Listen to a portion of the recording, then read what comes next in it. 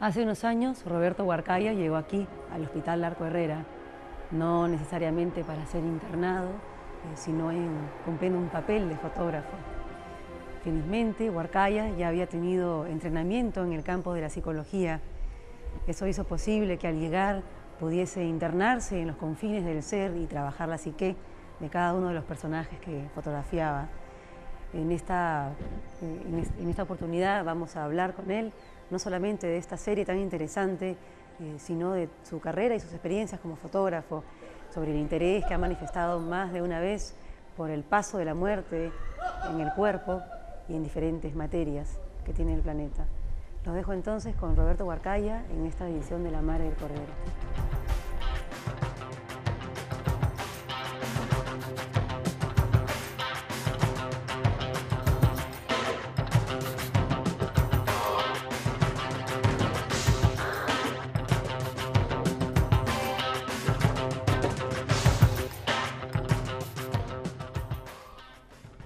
Roberto, en esta ocasión el paciente eres tú. Estamos en una consulta, yo soy la psicóloga. Comenzaste tu carrera no como un fotógrafo, sino como un psicólogo. Quiero que me cuentes qué sucedió, qué pasó que te fuiste hacia la imagen. Me formé como psicólogo en la Católica. En el interín, durante la misma formación, me interesaba ya la imagen, pero me interesaba más la imagen cinematográfica que la fotografía. Estuve un año en el taller de Robles Godoy y después retomo la formación ya como psicólogo. A la hora de acabar mi formación como terapeuta, comienzo a trabajar, abro un consultorio con un grupo de amigos, y durante ese primer año que comenzaba a trabajar me atraía demasiado todavía lo de la imagen, así que decido cerrar un año el consultorio y darme una especie de año sabático y me voy a Madrid a estudiar fotografía. En principio fotografía porque no veía la posibilidad de hacer cine, o sea, más que como un fin en sí o un medio que me interesaba de sobremanera, fue como una especie de ir ganando tiempo en el trabajo de cosas relacionadas a la imagen. Ya, pensaste que era un primer paso para luego Así es, ¿no? obtener un poco más de capital y hacer cine. Pero en este proceso, en unos talleres en Lima, en La Araña, que es un taller antiguo, y después ya, bueno, la formación en Madrid, se me terminó abriendo un universo que yo no tenía pensado para nada, ¿no? Y que me fue capturando de a pocos hasta, bueno, ya estar totalmente metido en eso, ¿no?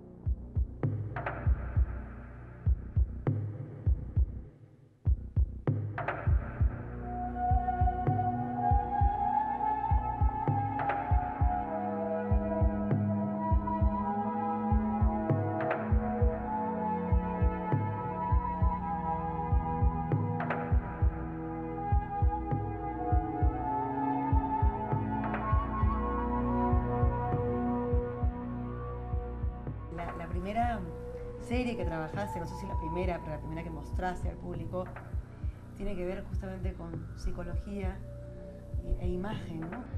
Esta serie, como tú dices, se llamó Deseos, Temores y Divanes, que se presentó en el Museo de la Nación, que fue mi primera individual, en el 90, dentro de un contexto de un congreso internacional de psicoanálisis en el Perú.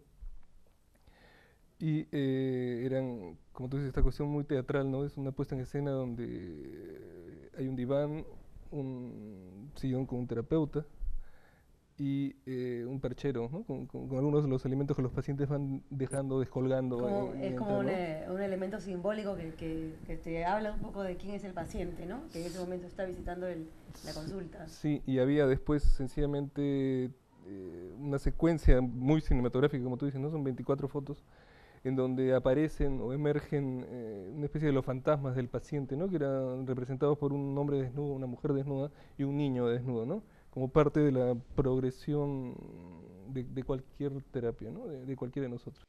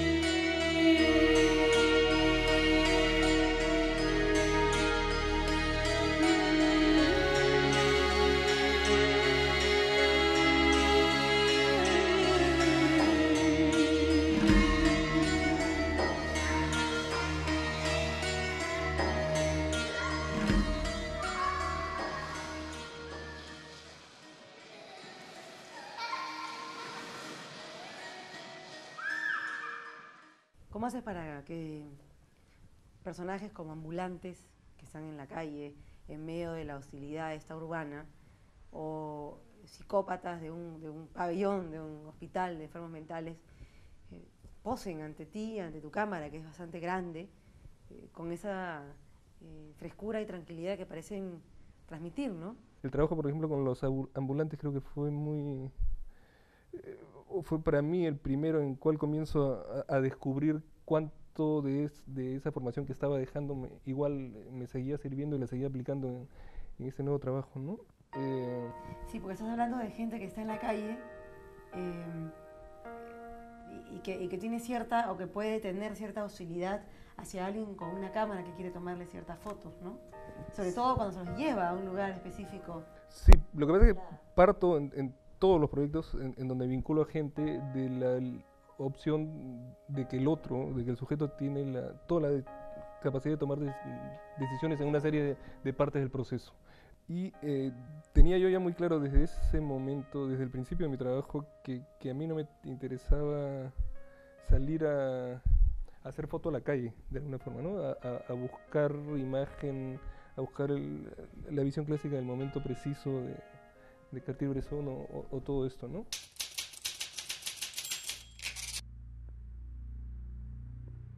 Me interesaba desde mis inicios casi recrear más que buscar. Construir el momento. Así es, ¿no? Entonces lo que hago es, decido en vez de ir a buscar a la gente de la ciudad, de alguna forma tratar de meter a la ciudad a mi estudio. Ambicioso proyecto, ¿no? Sí, no sé, en ese momento no lo vi así, sencillamente era lo que me nacía y tenía que hacerlo, ¿no? Entonces comienzo a hacer una selección de oficios y después una selección de sujetos que de alguna forma se acomodaran a esos oficios y que casi viéndolos a ellos sin su iconografía, ¿no? Alrededor con la que trabajan en la ciudad, así es, de alguna forma uno pudiera asociar que ese sujeto estaba relacionado a ese oficio, ¿no? Y claro, por lo menos que no me generara una sensación contradictoria, pues, ¿no? Un jardinero no podía ser pues, de 3 metros y no sé, ¿no? Que tuviera algún tipo de vínculo, el lenguaje corporal y facial con respecto al oficio que ejercía, ¿no?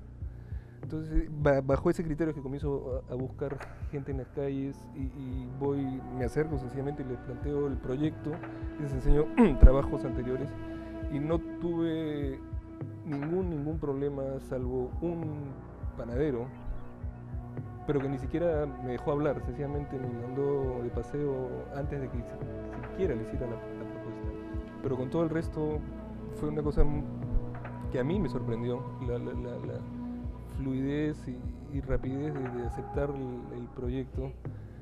Y me sorprendió aún más, y esto hila un poco con lo que estábamos hablando antes, cómo estas sesiones fotográficas de alguna forma, ¿no?, se prolongaban y prolongaban y prolongaban en términos de la cantidad de información verbal que tenía esta gente contenida de repente, y que sencillamente un lugar de escucha, ¿no?, una sesión donde hablaban y podían comunicarse y alguien los escuchaba, se convertía en un... Impaciente, lógicamente. No, porque no había devolución, ¿no es cierto?, en términos terapéuticos, pero sí un espacio donde se sentían cómodos y hablaban y conversaban, ¿no? Y las sesiones que yo había planteado que fueran de 2 horas, no sé, más o menos, terminaban siendo de 5 o 6 horas, pues, ¿no?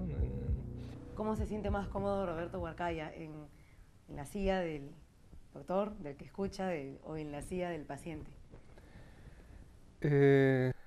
Muchísimo más cómodo de este lado, ¿no? En el diván. En el diván, en el paciente, ¿sí? ¿Eres paciente o eres impaciente? El paciente con paciencia.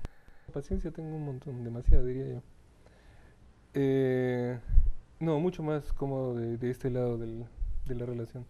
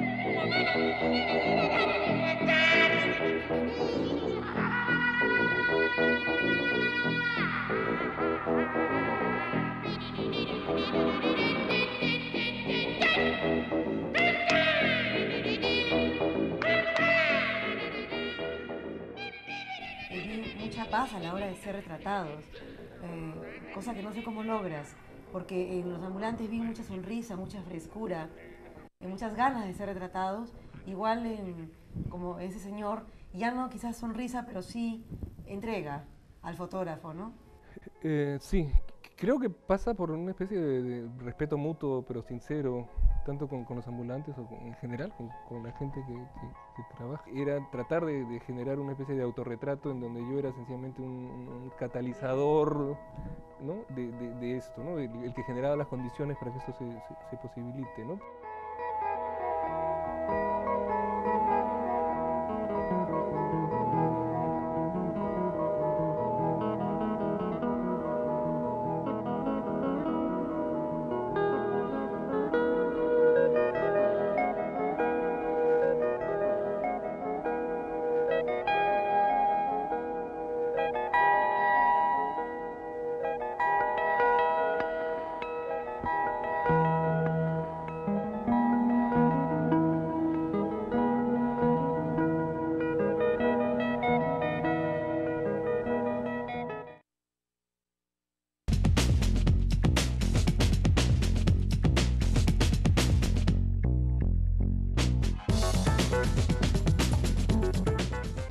¿Serás siempre un fotógrafo de estudio? ¿Un fotógrafo que descontextualice la realidad y la lleve a su propio lugar donde se controla la situación? Sí, tiene que ver con las dos cosas, creo. Con el descontrol en términos de vivir la experiencia sin saber hacia dónde va. Y después sí darle un cauce y una estructura que permita rescatarla finalmente, ¿no? El encuadre fotográfico ya es el extremo, creo, máximo de eso, ¿no? Porque es limitarlo todo dentro de 4 paredes finalmente, ¿no?, de 4 líneas. Hay mucho de la palabra olvido en tus diferentes series, ¿no? Sí. ¿Hay algo que piensas, que tienes miedo de olvidar y que siempre quieras justamente rescatar? Yo tengo una pésima memoria, pero pésima es poco. O sea, realmente me olvido de un montón de cosas, pero cosas además no accesorias, ¿no? Sino experiencias, relaciones, recuerdos, cosas que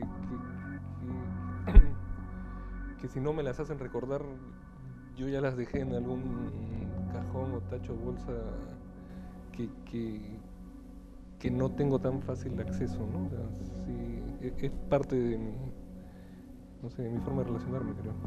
Quizás la fotografía sea el Sí, recordaris. tenga que ver algo con una especie de contrapeso, ¿no? De mantener un poco los recuerdos, las sensaciones, las vivencias en presente, ¿no? Yo creo que se te acabó la hora. Segunda sesión. Sí, así que te veo mañana. Sé puntual, por favor. Te pago la próxima semana. Okay. Sí, me estás debiendo bastante.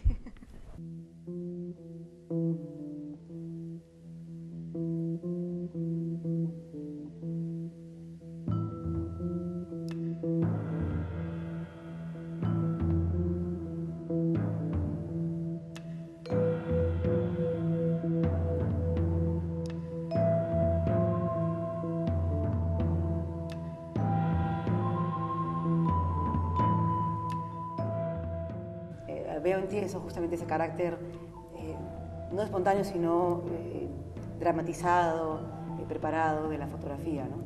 ¿Crees tú que pueden existir dos tipos de fotografía en ese sentido?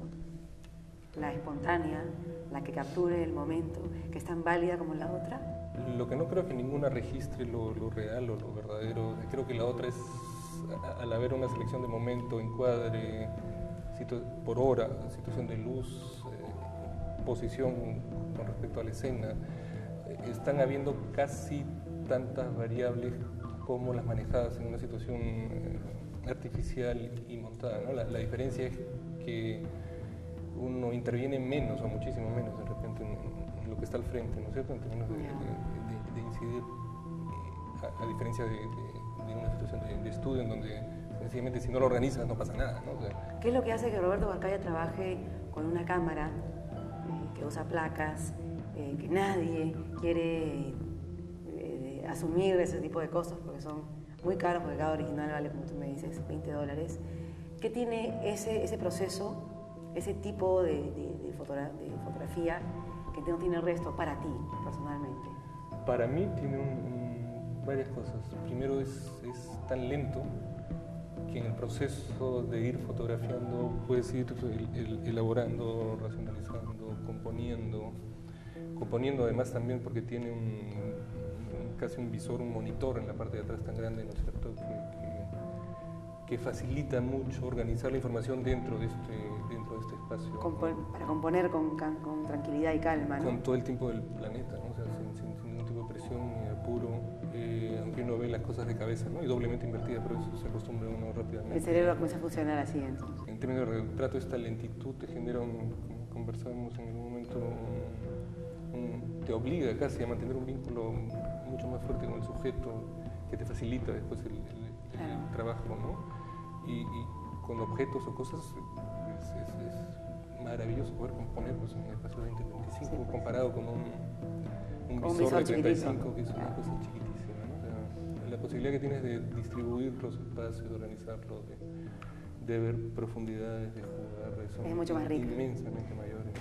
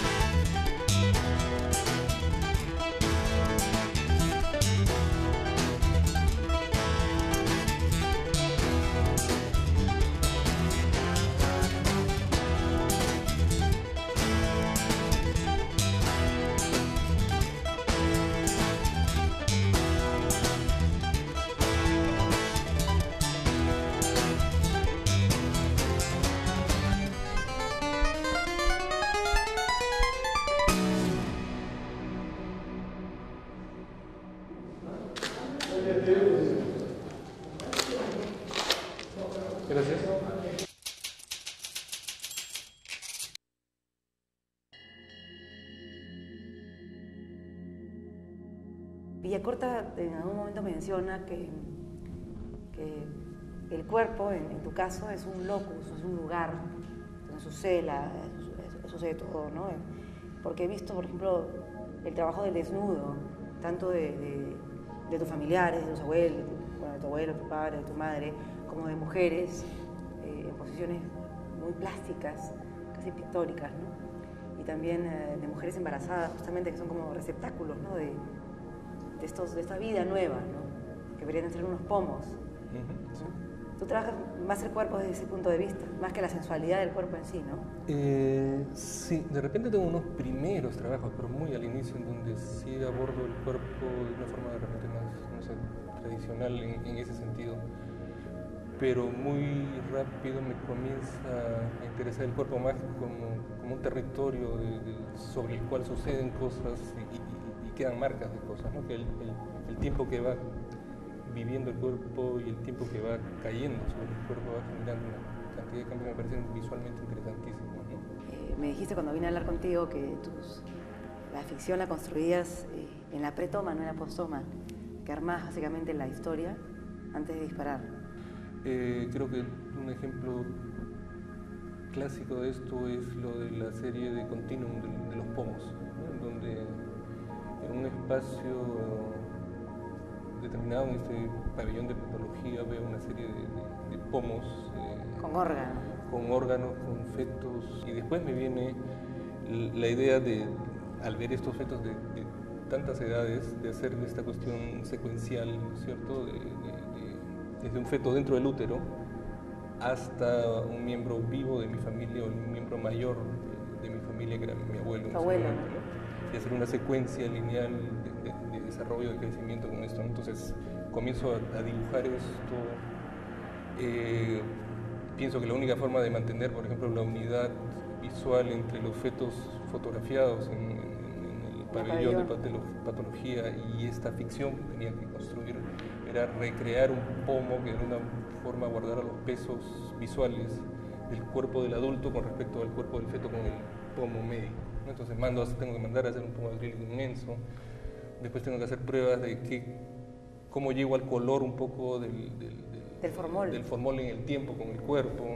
Termino buscando un montón de alternativas, al final termino con gaseosas, sencillamente por el costo, 1, y 2, por el color, que era justo lo que necesitaba, y 3, porque no pasaba nada si no abría los ojos también dentro del pomo con la gaseosa, ¿no? O sea, no había ningún problema de toxicidad.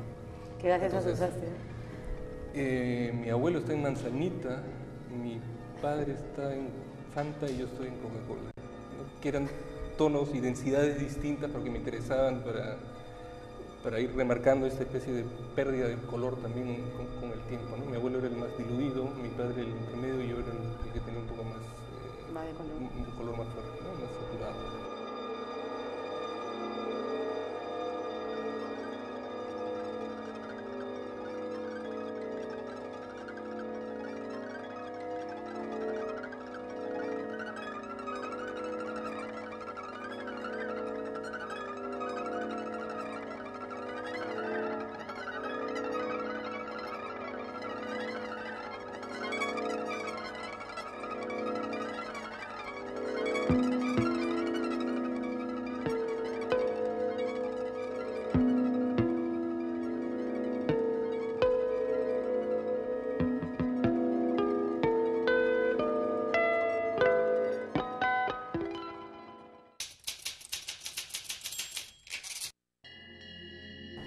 Roberto joven, el padre y el abuelo, ¿es casi un autorretrato de cómo será tu paso por el tiempo?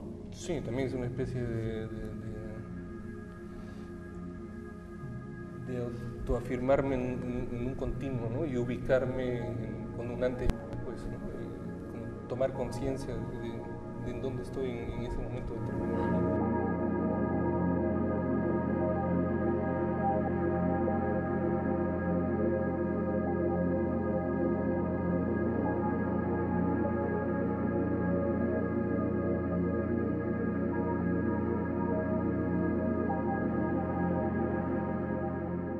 He visto fotografías de tu madre, de tu abuelo, en Pomos, y también creo que a pocas horas antes de morir, ¿no es cierto? No sé si en Continuum, en la misma muestra.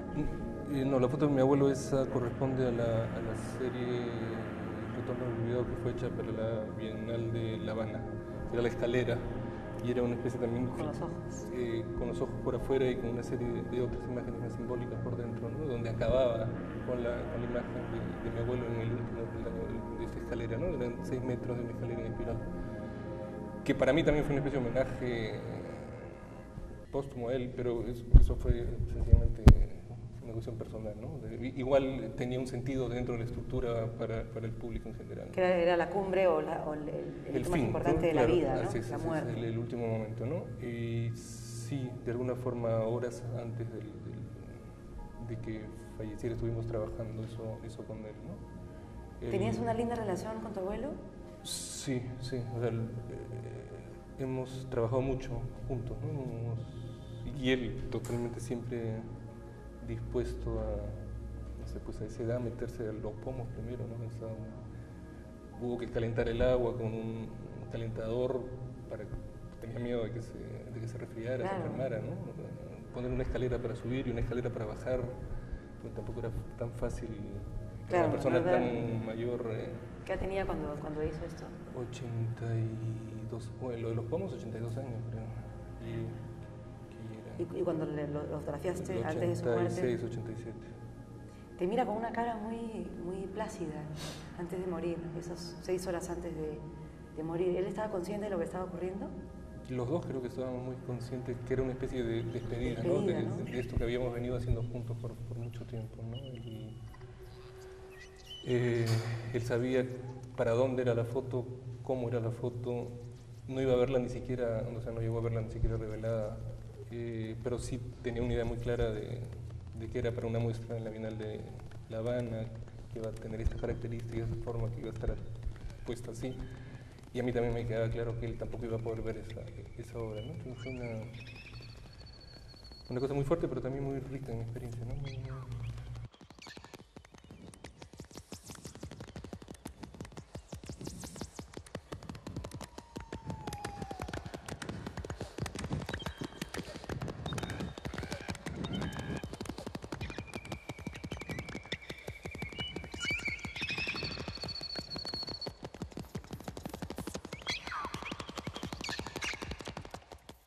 Presenté un proyecto a la dirección del hospital para venir a retratar a algunos pacientes que voluntariamente quisieran participar en el proyecto.